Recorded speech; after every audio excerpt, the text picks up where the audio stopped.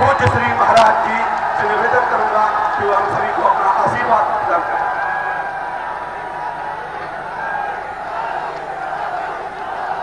Bharatiya Janata party के जिला के अध्यक्ष श्री रामेंद्र सिंह सेंगर जी, लोकप्रिय सांसद और केंद्रीय मंत्री माननीय श्री भानु प्रताप सिंह वर्मा जी, पूर्व सांसद और जिला पंचायत के अध्यक्ष डॉक्टर घनश्याम अनुरागी जी, पूर्व जिलाध्यक्ष शिवदेन पालीवाल जी, अरविंद चौहान जी, मध्य प्रदेश सरकार के मंत्री श्री शैलेंद्र बरवा जी, आशीष पालीवाल जी, ब्लॉक प्रमुख श्री अजीत सेंगर जी, चिंतामन दोहरे जी, आज के इस कार्यक्रम में उपस्थित भारतीय जनता पार्टी के सभी पदाधिकारी और भारी संख्या में माधोगढ़ में उपस्थित सभी भाइयों बहनों, मैं बुंदेलखंड की वीर और वीरांगनाओं की इस धरती को कोटि कोटि नमन करते हुए आप सबका मैं हृदय से अभिनंदन करता हूं। भाइयों बहनों, मैं कल से ही बुंदेलखंड में हूं और रात्रि को भी मैं बुंदेलखंड में ही रुका रहा।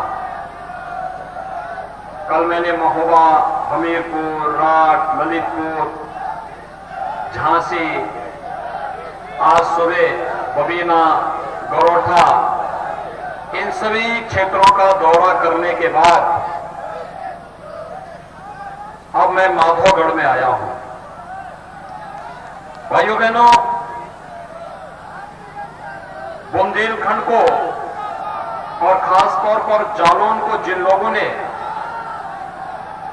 बेहद समझ करके उनकी नियति पे छोड़ दिया था,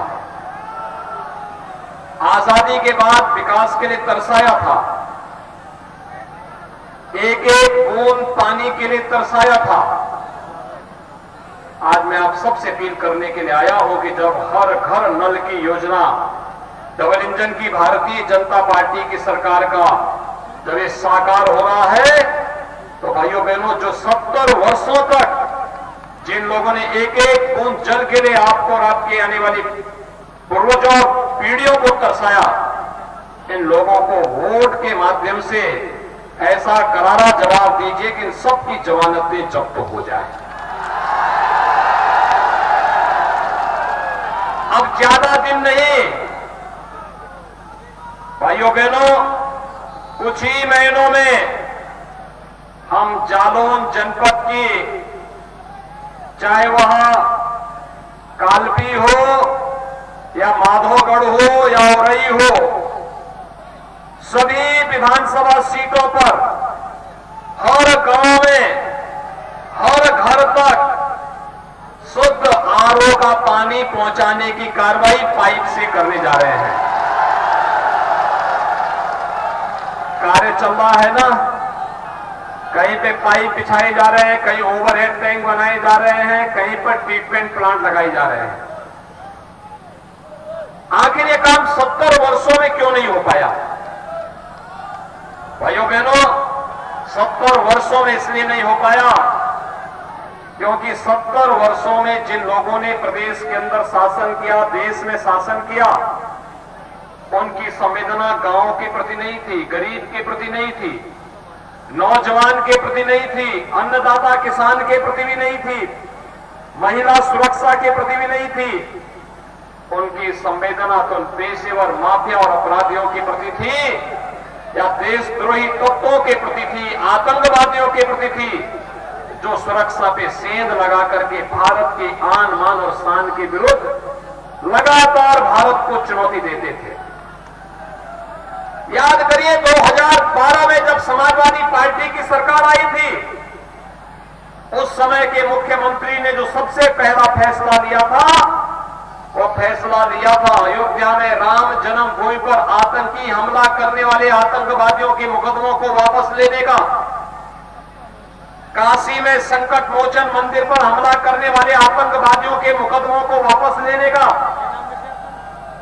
अयोध्या, लखनऊ और वाराणसी की कचहरियों पर हमला करने वाले आतंकवादियों के मुकदमों को वापस लेने का, सीआरपीएफ कैंप रामपुर में हमला करने वाले आतंकवादियों के मुकदमों को वापस लेने का।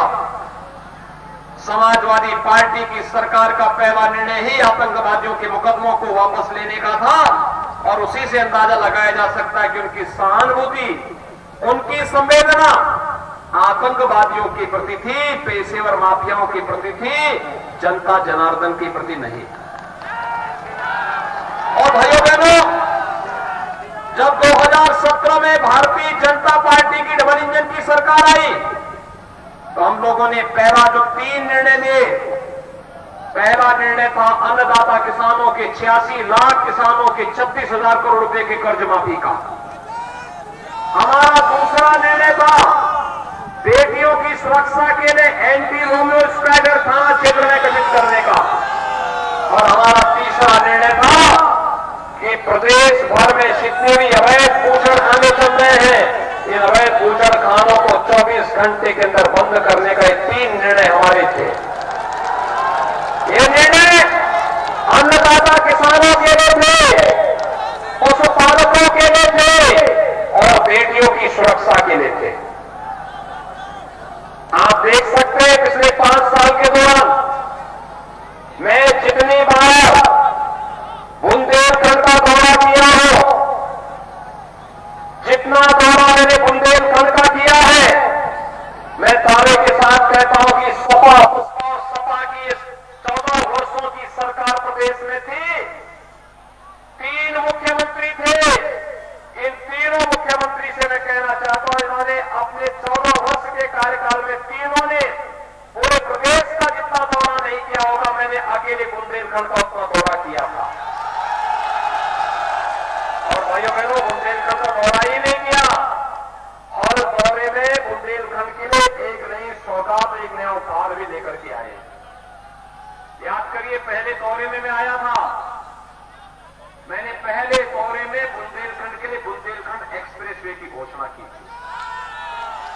15,000 करोड़ रुपए की बुंदेलखंड एक्सप्रेसवे आज बुंदेलखंड के विकास की रीढ़ बनने वाली है।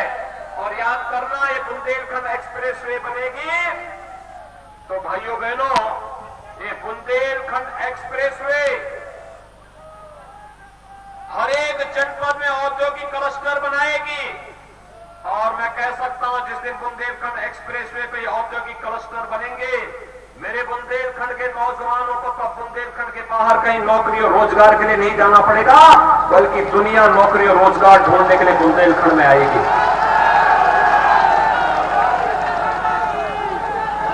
भाइयों बहनों, 70 वर्षों में आप पानी के लिए तरसे थे, आज हर घर नल योजना हम लोग लागू कर रहे हैं।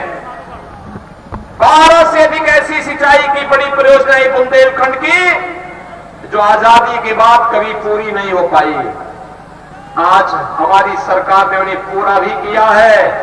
और अब तो केन बेतवा को जोड़ करके आपके जालौन के इस बीहड़ को, माधवगढ़ के इस बीहड़ को अब हम लोग धरती का स्वर्ग बनाने की ओर अग्रसर कर रहे हैं। पंचनद की परियोजना को भी हमने स्वीकृति दे दी है। बजट में पंचनद की परियोजना पर्यटन भी, सिंचाई भी और पेयजल के लिए आरओ का पानी भी आपके घर घर में पहुंचाने का काम कराएगी डबल इंजन की सरकार। भाइयों बहनों, पहले बुंदेलखंड में खनन माफिया हावी थे, भू माफिया हावी थे, डकैतों का आतंक था। पिछले 5 साल में आपने देखा होगा, इन पेशेवर माफिया अपराधी और इन डकैतों का क्या हाल हमारी सरकार ने किया है। आपने देखा होगा, ये लोग पहले गरीबों को सताते थे, संभ्रांत लोगों को परेशान करते थे, बेटियों की सुरक्षा में सेंध लगाते थे, व्यापारियों से गुंडा टैक्स वसूली करते थे। आज मैंने उनमें से बहुत सारे जो पेशेवर अपराधी और माफिया थे, या तो जेल के अंदर है या जेल प्रदेश के बाहर है, और बहुत सारे लोग तो इस लायक भी नहीं है कि इस पार से उस पार कहीं जा सके। हमने तय किया है, पिछली सरकार तमंचा बनाती थी, यहां के नौजवानों के भरोसे के साथ खिलवाड़ करती थी। एक नाम तो समाजवादी है, काम तमंचावादी और सोच परिवारवादी। वो सिपाही खानदान का विकास चाहते हैं, बाकी किसी का विकास न हो। लेकिन हम लोगों ने तो 25 करोड़ प्रदेश की जनता को ही परिवार मान करके उनके समग्र विकास की कार्य योजना को लागू किया। आज यहां पर्यटन भी फल फूल रहा है। और भाइयों बहनों, अब तमंचा नहीं, अब तो यहां पे डिफेंस कॉरिडोर बन रहा है, डिफेंस कॉरिडोर। और डिफेंस कॉरिडोर के माध्यम से अब यहां पर भारत की सेना के लिए तोप और फाइटर विमान बनेंगे, मिसाइल बनेंगे। जब हमारे जालौर और माधवगढ़ का नौजवान तोप के ऊपर बैठ करके दुश्मन की सीमाओं पर गरजेगा, दुश्मन के स्वयं ही छक्के छूट जाएंगे। आज हमारा बुंदेलखंड बदल गया है, विकास की प्रक्रिया के साथ आगे जुड़ रहा है। अब यहां के नौजवानों को पलायन नहीं करना पड़ेगा।